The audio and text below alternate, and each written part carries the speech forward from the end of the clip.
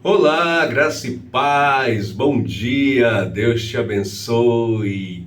Que bom estarmos juntos nesta manhã para aprendermos a palavra de Deus. Sejam bem-vindos a essa transmissão da leitura da Bíblia. Estamos encerrando nessa semana a leitura cronológica do Antigo Testamento. E em dezembro finalizaremos toda a leitura da Bíblia. Então sejam bem-vindos, vocês que estão aqui ao vivo, você que está nos assistindo em qualquer horário do dia ou da noite, que essa palavra venha gerar vida, que essa palavra venha trazer luz ao seu coração. Amém? Eu sou Márcio José e fazemos parte da Escola Bíblica Dominical da Igreja Batista Lagoinha, Brasília, capital. E que alegria contar com você aqui conosco, tá bom?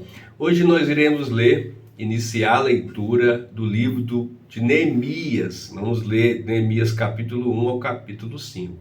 Quem foi Neemias, né? Então, Neemias, ele é um judeu exilado na Pérsia, né? Ele nasceu na Babilônia e depois que a Pérsia dominou e conquistou a Babilônia, ele fazia parte ali da corte real, ele era o copeiro do rei Atarxerxes I.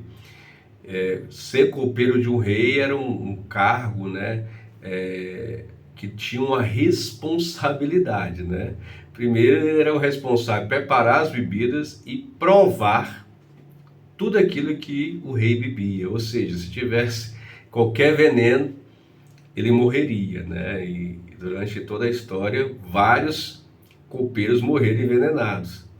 O nome, né, Neemias, em hebraico, significa Jeová consola.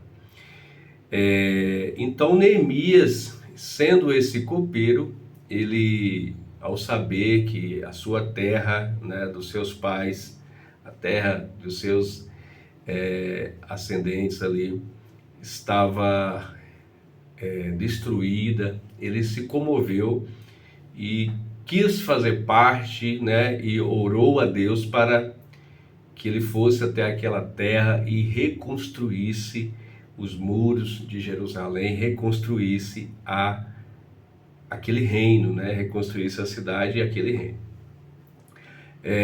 Alguns estudiosos defendem que Neemias, o livro de Neemias pode ter sido escrito por um escriba, né? Mas um livro que foi... a gente vê que a voz principal é de Neemias, né? Um livro que traz detalhes, que trazem vários detalhes sobre esse processo de reconstrução, né? Até enquanto ele estava ali na Pérsia, como que ele pediu ao rei, como que ele reconstruiu ali Jerusalém, tá bom? Esse livro foi escrito em 445 a 430 a.C. e, obviamente, foi após a queda da Babilônia, né? Como eu falei, quem estava no governo era a Pérsia, né?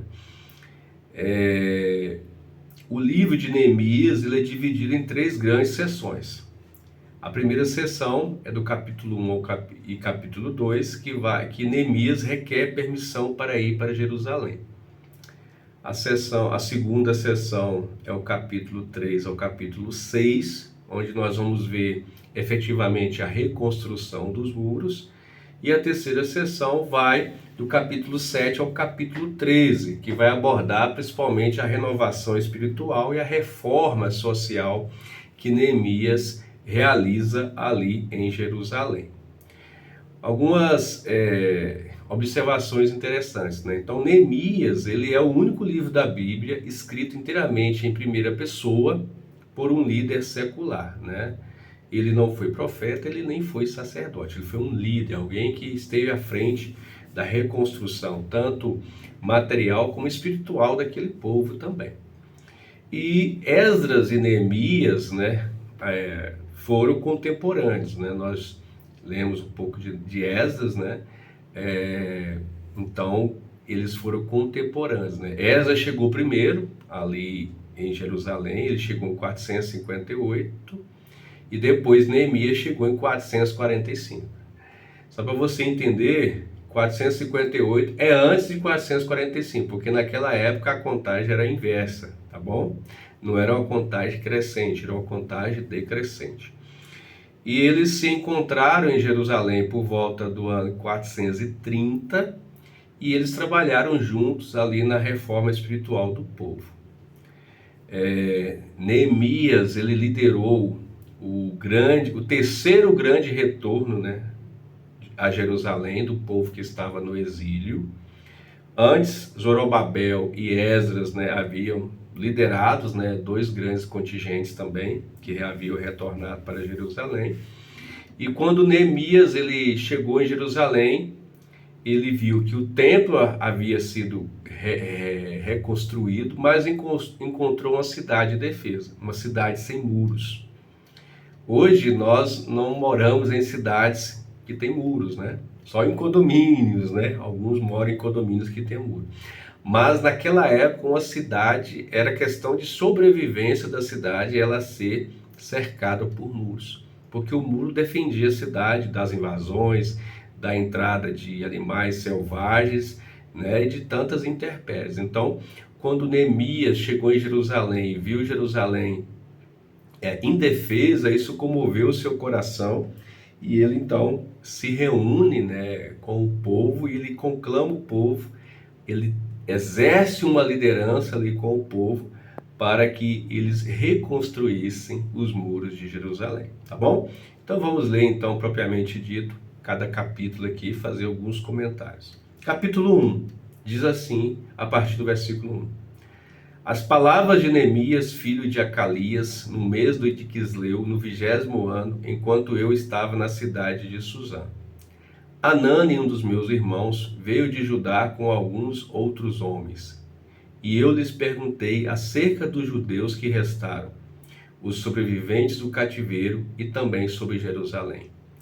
E eles me responderam: aqueles que sobreviveram ao cativeiro e estão lá na província passam por grande sofrimento e humilhação. O muro de Jerusalém foi derrubado e suas portas foram destruídas pelo fogo. Então, Neemias, ao saber notícias, né, através de seu irmão e através de alguns judeus que retornaram de Jerusalém e estavam ali na Pérsia, ele teve essa notícia, né, que a cidade de seus pais, dos seus ascendentes, estava daquela forma. E então, ele tem essa notícia e ele então ora ao Senhor, né, buscando uma direção. Quantos de nós recebemos, né, notícias ruins, né, notícias de que alguém está enfermo, notícias de que alguém passou por uma tragédia, de que alguém está enfrentando uma adversidade? Qual é o nosso posicionamento, né? O nosso posicionamento é lamentar, entristecer, ou nós também nos preocupamos, né, e nos levantamos em oração? E Neemias, ele fez, o que ele fez? Ele sentou, ele chorou e lamentou, né? Versículo 4 diz assim: quando vi essas coisas, sentei-me e chorei. Passei dias lamentando, jejuando e orando ao Deus dos céus. Eu fico pensando, né? Neemias não conhecia Jerusalém, né? Ele não nasceu lá.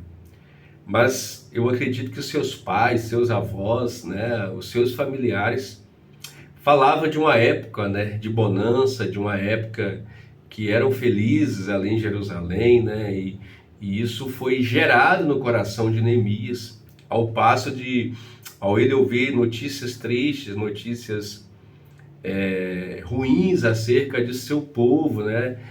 Do povo que fazia parte da sua ascendência, né? O povo que, enfim, ele então se comove, né? Ele se planteia, ele lamenta, né? Ele chora, passou dias lamentando, né? E ele jejuou e ele orou a Deus, né? Então isso revela a compaixão de Neemias, né? Fazendo um paralelo com o Novo Testamento, Jesus, ele tinha compaixão, né, pelas multidões, Quando Jesus via o povo sofrendo, o povo com enfermidades, o povo passando fome, Jesus se compadecia, né, das multidões, e ele pastoreava, né, ele cuidava daquelas pessoas. Então, Neemias, ele ora a Deus, né? Ele reconhece a grandeza de Deus, e ele, na oração dele, ele fala com o Senhor da promessa que o Deus tinha feito àquele povo, né? Ele confessa os seus pecados, ele pede misericórdia, e ele lembra ao Senhor: Senhor, se compadece daquele povo, né? Então, o que nós aprendemos com Neemias é quando nós vemos uma situação, que nós não venhamos apenas entristecer, mas que nós venhamos a nos posicionar, em oração e na ação também, né? Neemias, ele orou, mas ele saiu, né? Neemias, ele aproveitou a oportunidade que o rei deu e ele agiu. Então, que eu e você, corpo de Cristo, que eu e você, cristãos, lavados e remidos no sangue do Cordeiro, que nós também venhamos a nos compadecer com aqueles que sofrem, né? O versículo 11 diz assim: Senhor, que os teus ouvidos estejam atentos à oração deste teu servo e à oração dos teus servos, que têm prazer em temer o teu nome. Faze que hoje este teu servo seja bem sucedido, concedendo-lhe a benevolência deste homem. Nessa época eu era copeiro do rei. Então Neemias, ele começa a falar, né, da situação de Jerusalém. Ele se apresenta agora dizendo que ele era copeiro do rei, e ele então pede sabedoria a Deus para que ele agisse, né, para que Deus desse a oportunidade para ele falar com o rei Artaxerxes, né, para que ele fizesse alguma coisa em prol ali do seu povo. Amém? E é isso que nós vemos aqui no capítulo 1, o posicionamento de Neemias. Capítulo 2. Capítulo 2, nós vamos ver que Neemias, Deus deu a oportunidade de Neemias estar, né, ali frente ao rei, e não foi necessário Neemias pedir algo, né? O semblante de Neemias, um semblante triste, um semblante caído, chamou a atenção do rei, e o rei então lhe perguntou o que estava acontecendo, né? Ele nota essa tristeza, né? Vamos ver aqui no versículo 1 e versículo 2, e Neemias então abre o seu coração, né? Com medo, né? Com pavor, porque era proibido as pessoas ter luto naquela época perante o rei, poderia ser até morto, né? Isso poderia ser considerado também uma ousadia, porque o papel de Neemias era servir o rei e pronto, acabou.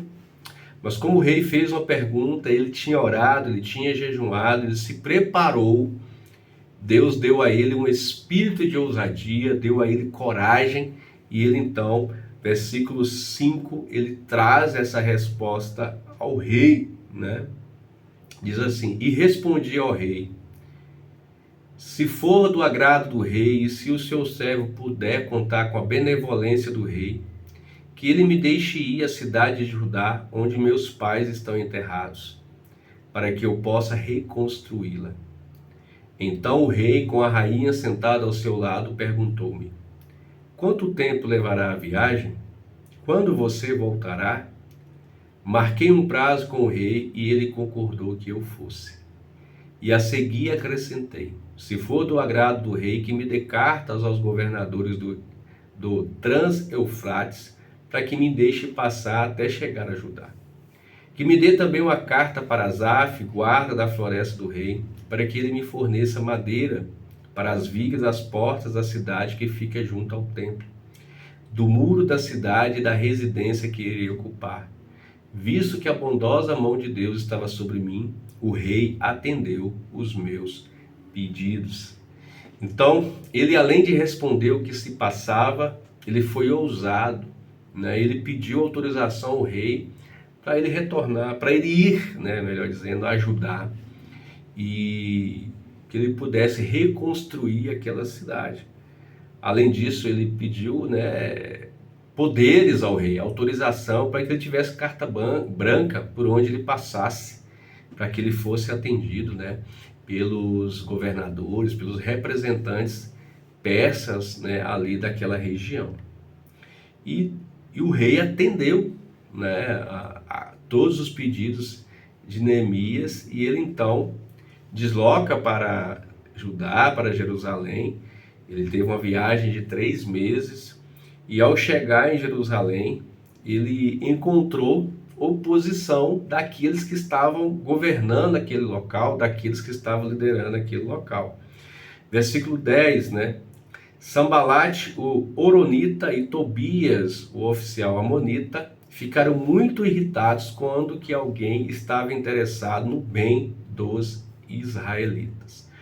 Então, Neemias, ele retorna, ele conta para alguns ali o plano dele de restaurar os muros, de reconstruir Jerusalém, e isso então desagradou algumas pessoas. Sambalate e Tobias, né, são os mais conhecidos. Sambalate, ele era governador, né, de Samaria, e Tobias provavelmente ele era governador da Transjordânia, ali daquela região, né, durante o governo dos persas. Então eles ficaram enciumados, preocupados, porque primeiro que os samaritanos não gostavam dos judeus, já havia uma treta há alguns anos, bem antes, né, e eles também aproveitavam do cargo que eles exerciam naquela região para oprimir, para dominar. E Neemias agora representa uma ameaça, né, a eles, e se levanta, né, contra eles. Trazendo para a nossa realidade, trazendo para a nossa vida de cristãos, irmão, nós temos que entender que o mundo nos odeia. O mundo odeia todos aqueles que pertencem a Jesus. O mundo odeia todos aqueles que se levantam com a mensagem de esperança, com a mensagem de salvação. Não engane você. Não espere você ter reconhecimento no mundo pelas suas ações, pela a forma que você age, pela forma que você se posiciona. Aquele que se posiciona como cristão, aquele que se levanta como cristão, ele vai incomodar as trevas, vai incomodar o mundo.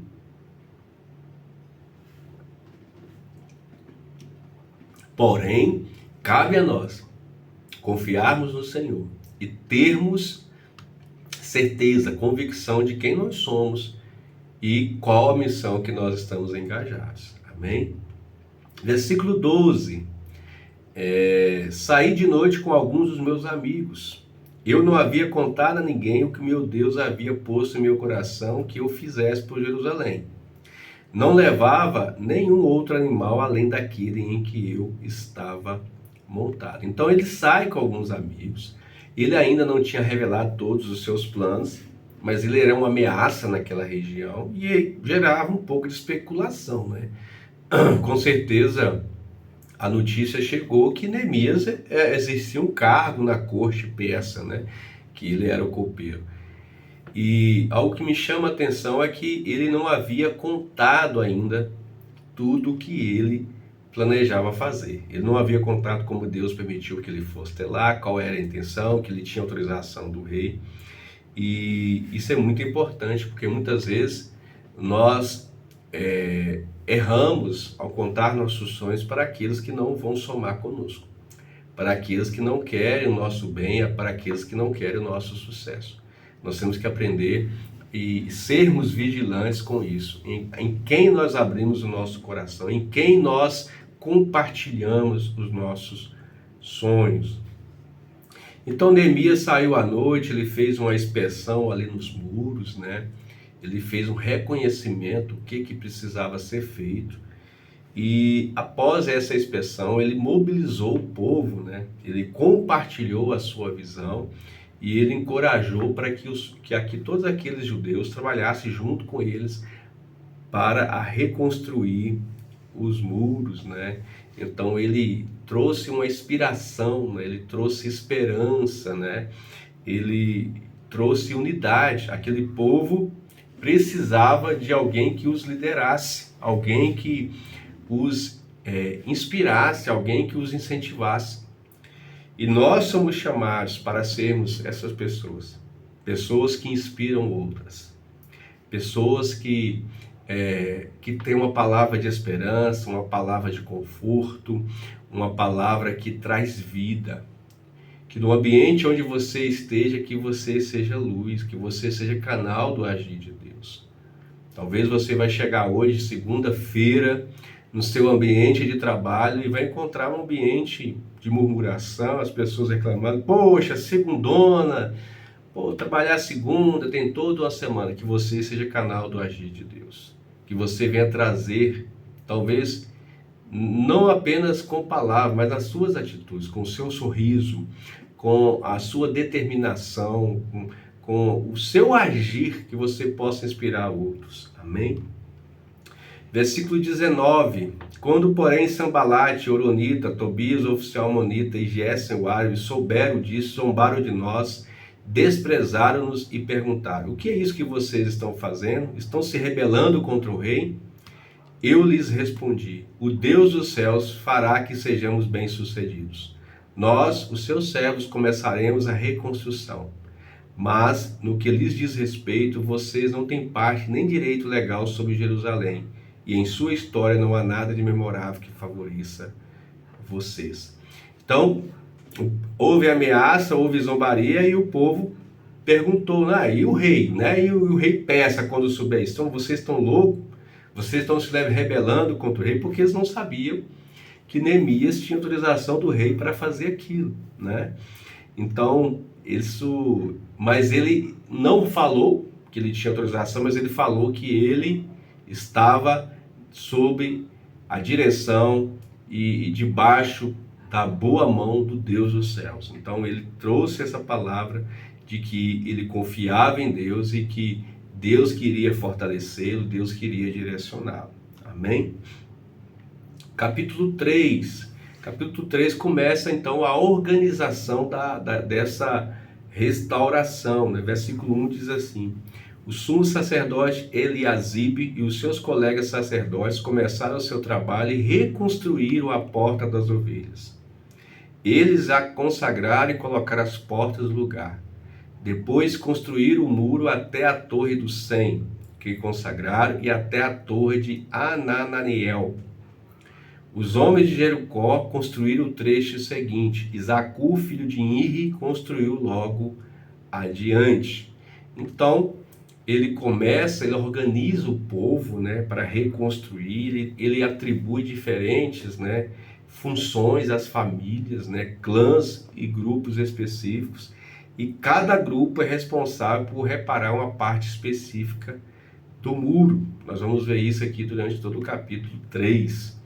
Isso traz um papel para nós de que na igreja do Senhor, no corpo de Cristo, há vários membros e cada membro ele tem um papel importante, dentro da reconstrução espiritual das vidas, dentro da reconstrução espiritual da sociedade, da comunidade na qual nós estamos inseridos. Cada um com seu papel, cada um com seus dons, cada um usado pelo Senhor, Então, isso é muito importante.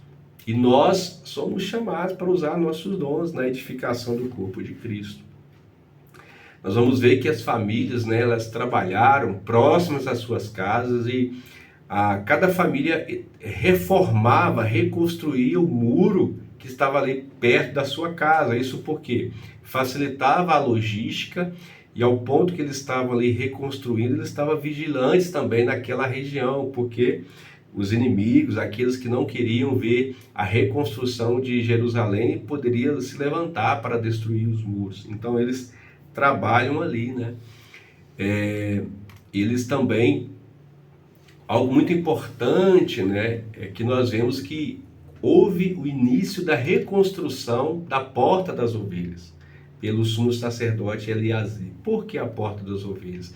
A porta das ovelhas era por onde as ovelhas entravam para o sacrifício no templo, ou seja, eles priorizaram a parte espiritual, eles priorizaram a reconstrução espiritual, voltar a realizar o sacrifício ou manter a realização dos sacrifícios, apresentando as ofertas a Deus. Amém? Nós vamos ver que do versículo 8 para frente que pessoas de diferentes posições, de diferentes profissões foram incluídas nessa reconstrução, né? Sacerdotes, artesãos, comerciantes e até as mulheres contribuíram com as suas capacidades, né, ali nessa reconstrução. Todos colocaram a mão na massa para que os muros fossem reconstruídos, né? Versículo 9: Refaí, filho de governador da metade do distrito de Jerusalém, fez os reparos do trecho seguinte. Então nós vimos aqui que até pessoas que eram nobres, né, ou que tinham uma função importante naquela região, naquela cidade, naquele distrito, colocaram a mão na massa, né? Isso foi importante porque Neemias trouxe inspiração, Neemias trouxe liderança, né? Neemias não foi um nobre que ficou sentado no seu escritório, né, no ar-condicionado, olhando a obra sendo realizada. Não, ele exerceu a liderança, ele fazia, ele foi exemplo, ele colocava a mão, ele ajudou efetivamente ali na reconstrução. Então ele foi um exemplo, né? E a gente finaliza aqui o capítulo 3 vendo que houve um esforço, né, de todos esses personagens envolvidos. Todos aqueles que estavam ali estavam motivados, né? Eles não estavam apenas motivados por razões práticas, mas havia um senso de propósito espiritual.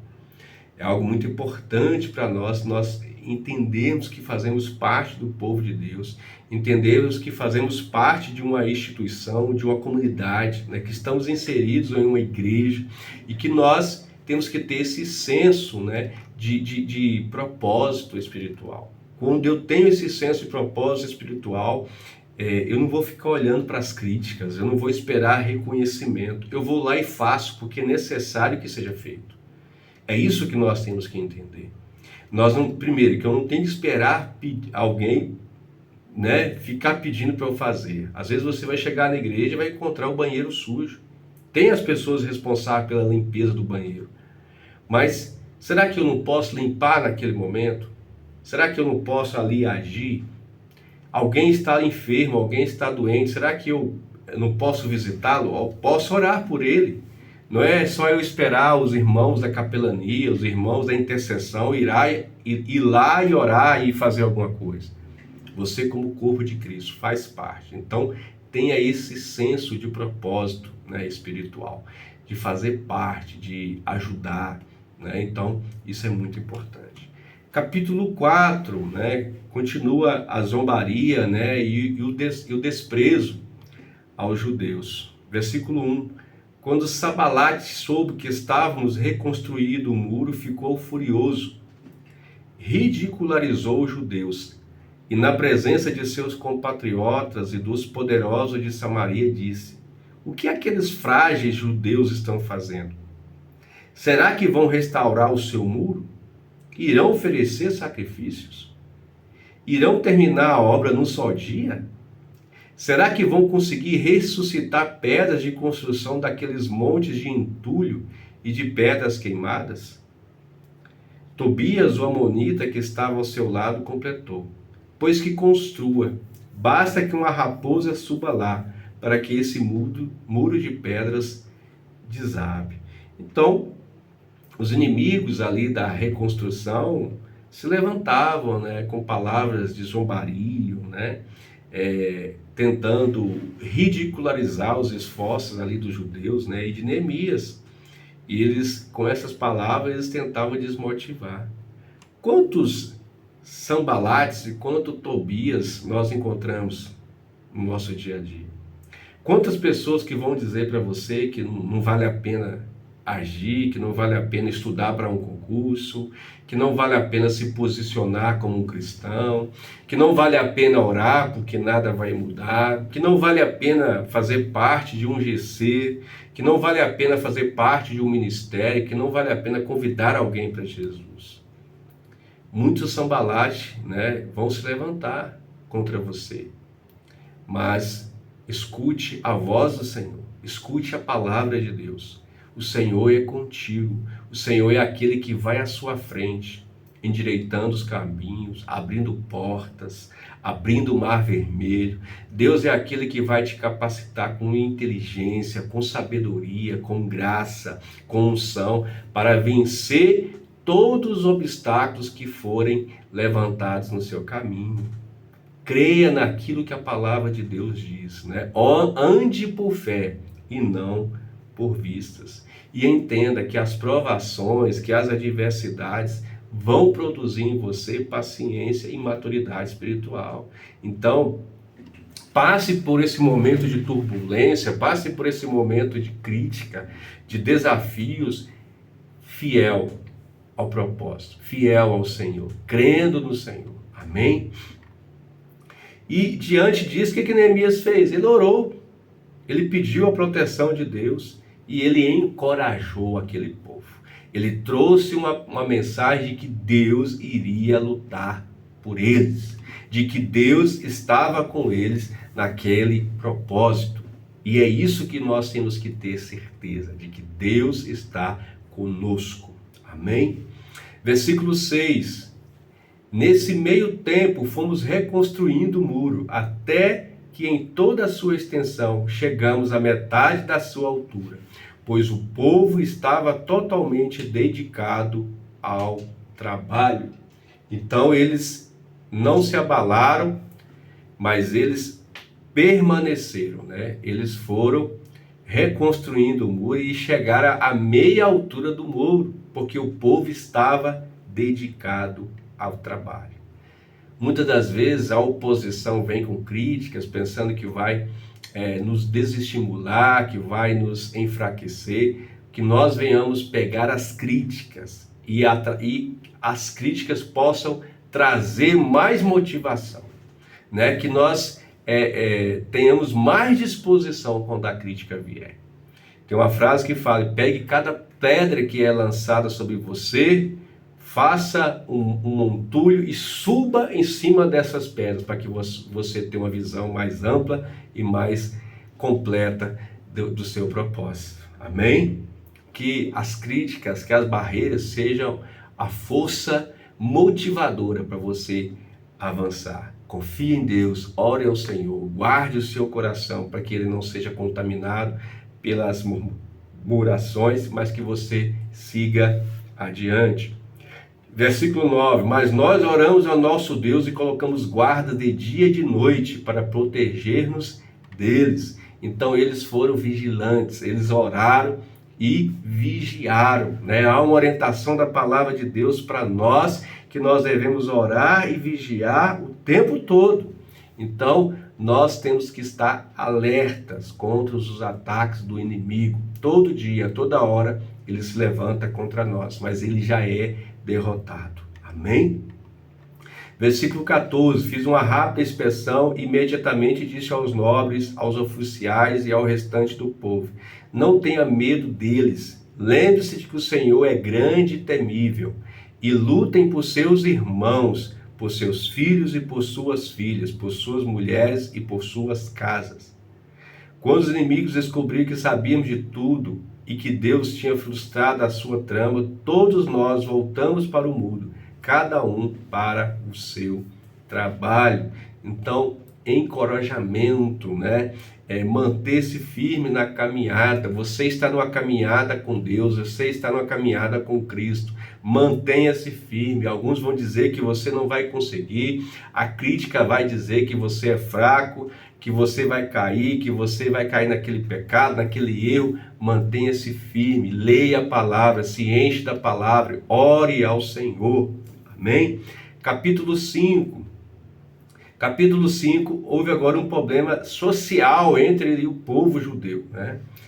Ora, o povo, homens e mulheres, começou a reclamar muito de seus irmãos judeus. Alguns diziam: nós e nossos filhos e filhas somos numerosos, precisamos de trigo para comer e continuar vivos. Outros diziam: tivemos que penhorar nossas terras, nossas vinhas e nossas casas para conseguir trigo para matar a fome. E havia outros que diziam: tivemos que tomar dinheiro emprestado para pagar o imposto cobrado sobre nossas terras e as vinhas. Apesar de sermos do mesmo sangue dos nossos compatriotas, os nossos filhos serem tão bons quanto o deles, ainda assim temos que sujeitar os nossos filhos e as nossas filhas à escravidão.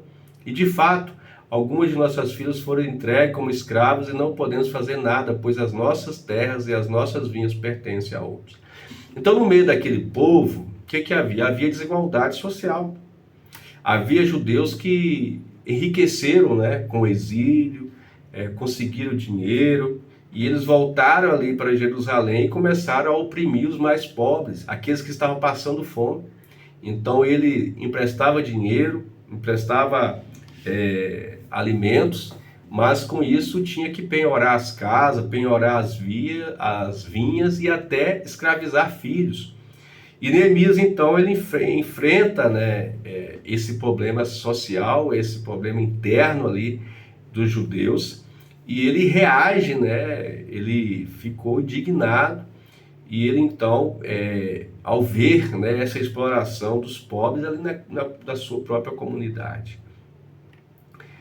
E versículo 7 diz: fiz uma avaliação de tudo e então repreendi os nobres e os oficiais, dizendo: vocês estão cobrando juros dos seus compatriotas? Por isso convoquei uma grande reunião contra eles e disse: na medida do possível, nós compramos de volta nossos irmãos judeus que haviam sido vendidos aos outros povos. Agora vocês estão vendendo os seus irmãos? E ainda assim eles terão que ser vendidos a nós de novo? Eles ficaram em silêncio, pois ficaram sem resposta. Por isso prossegui: o que vocês estão fazendo não está certo. Vocês devem andar no temor do Senhor, para evitar a zombaria dos outros povos, os nossos inimigos. Então Neemias, ele confrontou os ricos, ele confrontou aqueles poderosos, né? E acusou eles de violar as leis de Deus, né? A respeito da escravidão, a respeito de tratar com amor, com afeição, os órfãos, as viúvas e os necessitados. Ele trouxe à tona para aquele povo e ele falou com autoridade, ele falou direcionado por Deus, né? E diante desse confronto, né, os ricos eles concordaram em devolver as propriedades, cancelar as dívidas e parar de cobrar juros. E eles fizeram isso publicamente, né, selando um acordo diante ali do povo. Você vai ver isso no versículo 10 ao 13. E então Neemias, ele depois ele relatou que durante seus 12 anos, né, como governador daquele povo, isso já havia passado um tempo agora, ele nunca exigiu, né, privilégio financeiro, mas sustentou a si mesmo e a sua própria equipe com o seu trabalho, né? Ele não sugou, né, o povo, ele não retirou daquele que não tinha para manter uma vida de luxo, uma vida de bonança, né? Então isso traz ensinamento para nós também, que como cristãos nós não podemos oprimir os nossos irmãos. É algo incompatível nós sermos muito bem sucedidos e vermos alguém passar fome dentro da nossa igreja. Que haja compaixão em nosso coração. E se algum cristão está oprimindo alguém, né, alguém que está trabalhando, alguém que é funcionário, alguém que está ali até mesmo servindo na igreja, né, não pode haver isso no nosso meio. Nós somos um povo que é chamado para amar e fazer a diferença. E finaliza esse capítulo 5, versículo 19. Ele faz uma oração, né? Neemias fala assim: lembra-te de mim, ó Deus, levando em conta tudo o que eu fiz por esse povo, né? Então ele conclui esse capítulo 5 aqui com essa oração, pedindo que Deus venha lembrar de tudo aquilo que ele havia feito. Amém? Essa é a leitura de hoje, passamos um pouco do horário. Que Deus abençoe o seu dia, abençoe a sua semana, te dê um dia de bênção, uma noite abençoada, uma tarde abençoada, uma semana abençoada. Não esqueça de curtir, de comentar essa mensagem e de compartilhar. Se você ainda não é inscrito, inscreva nesse canal. Que Deus te abençoe. Um forte abraço.